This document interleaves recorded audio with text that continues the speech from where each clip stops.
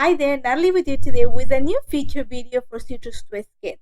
And this time I'm going to work a life crafted layout using my life crafted kit, Chasing Rainbows, and some of the stamps that were released along with the kits. So my idea, and it's going to sound redundant, is I want to create a rainbow of rainbows. So I'm going to use the This Is Life Oh Happy Day to create this. And what I mean by that is I want to use the colors of the rainbow to stamp rows of rainbow on my page. So you're gonna see that outside of the camera, I've already gone ahead and cut 2 pieces of paper to fit 8¼ by 5 inches. So this is the size of my life crafted page protectors, and I'm gonna use just cardstock for this. And all I'm doing right now is I'm gonna measure the height of the largest arch, and that's just so I can create guidelines for my stamping. So once I measure the largest arch, I'm just gonna divide the entire page into the height, and that's gonna give me 8 rows of, I think it's around 2 centimeters. Sorry, I work better in a metric system than imperial. So I was able to get 8 lines, and I'm using just my tip ruler to mark the dots of the lines, and then I'm just gonna lightly pencil the line, and this is gonna help me to actually create my rainbows in a straight line first of all, and also just with the spacing in between. Now I am lucky to have families of inks, and these are all come from Altenew. So I have families of yellows, families of orange, so they graduate in color. I know that some of you might not have it, so I'm going to give you some ideas of how you can create something similar if you choose to.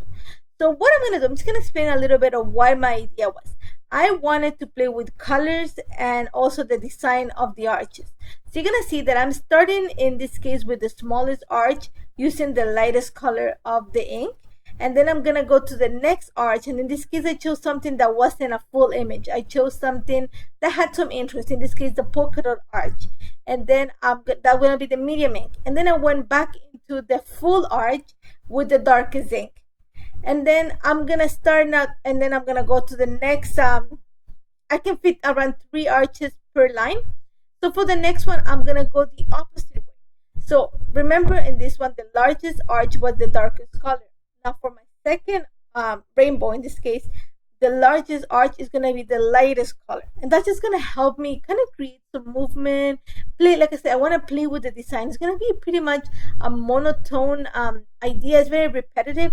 But by playing with the design and adding some interest, and by me, what I mean by added interest is breaking out the straight line. So in this case, the full image of the arches, the stamp set has each one of the arches has one that's full arch, and then the second one has a design.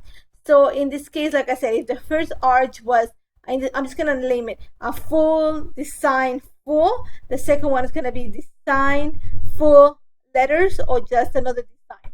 So I'm just gonna play, and the same thing, I'm alternating the way the colors are stamped, so lightest to dark or darkest. And I'm going to continue filling the line. You're going to see that the last arch on my right hand side of the page when I'm stamping, it's going to be cut out a little bit. And I'm okay with that. I don't mind it. But that gave me the idea for my second row. Once I finish my yellow, I'm going to start on the right towards the left. So I'm going to add movement onto this. And again, I'm going to continue with the same idea of alternating the shapes and the colors. And I'm also going to do it by alternating within the rows. So if the top arch on the row above, the one I'm stamping, the largest arch is full, then I'm going to make sure that the one I'm stamping right now has a design. And I'm going to continue working on this. But the time I finished the coral line, I was a pro on this. And what helped me was I pulled out pretty much every stamping block that I had. So I didn't have to peel the stamps from the block. Now, if you don't have that many, another idea is to have few of the stamps on both sides of the block. And I also know, like I said, I am lucky to have families of inks. But if you don't have them, a good idea, if you want to kind of repeat this concept, would be to stamp the arch like maybe twice for the second arch and 3 times for the third one. Just be careful that when you're stamping, you follow the line. That's what drawing the line is going to help you. That you don't have thicker lines, or you don't have like those awfully stamped lines, but it's gonna take some practice. Like I said, by the time I finish, I'm gonna say the coral line, I was a pro at it, and it became really easy, and actually it was really fun to create this page.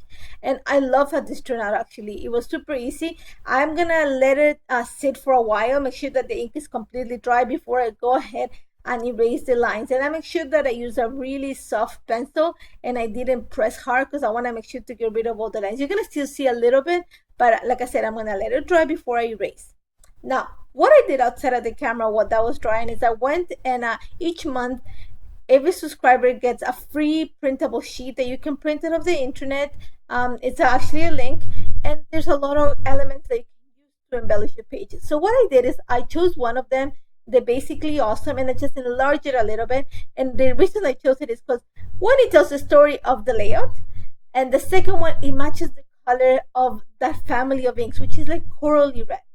So you're gonna see that at the same time, I actually also printed the Life Crafted card. That's the one with the rainbow at the bottom.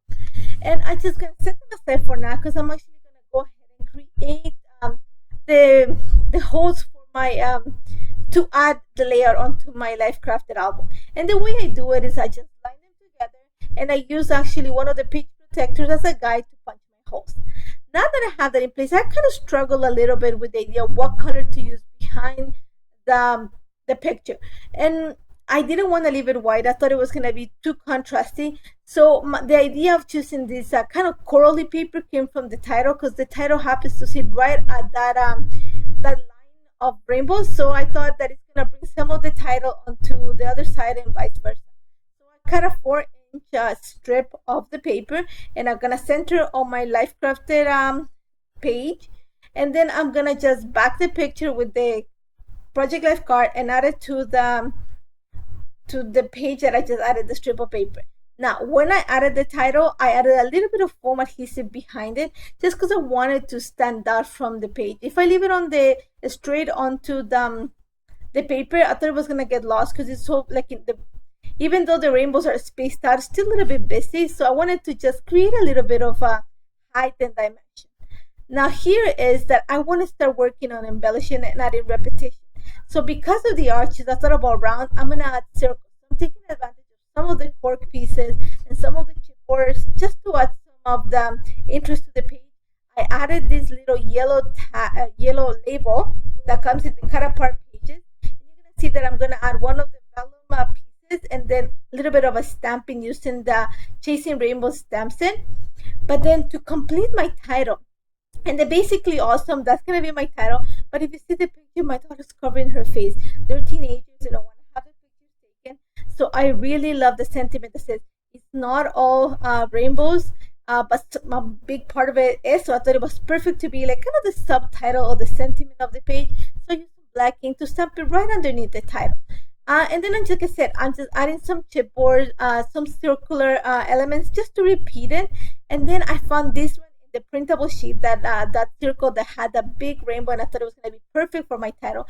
So I'm just going to layer it behind the title and add a little this is an enamel dot, one of the hearts, and this comes from last month's kit. I have a few left, so it just brought some of the green too into the page. After that, I'm going to draw some lines underneath the title and add underneath the picture, my apologies, and add some lines to journal. And then I'm just going to finish by adding some sentiments in the add-on stamp.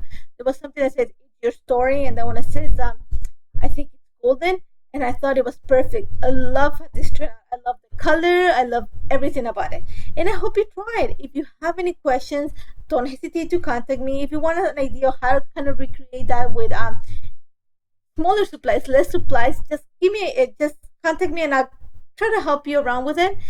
Thank you so much for joining me. Don't forget to check out the kits and the stamps. These are so versatile and amazing. Thank you so much for joining me, and I hope to see you soon. Take care, guys.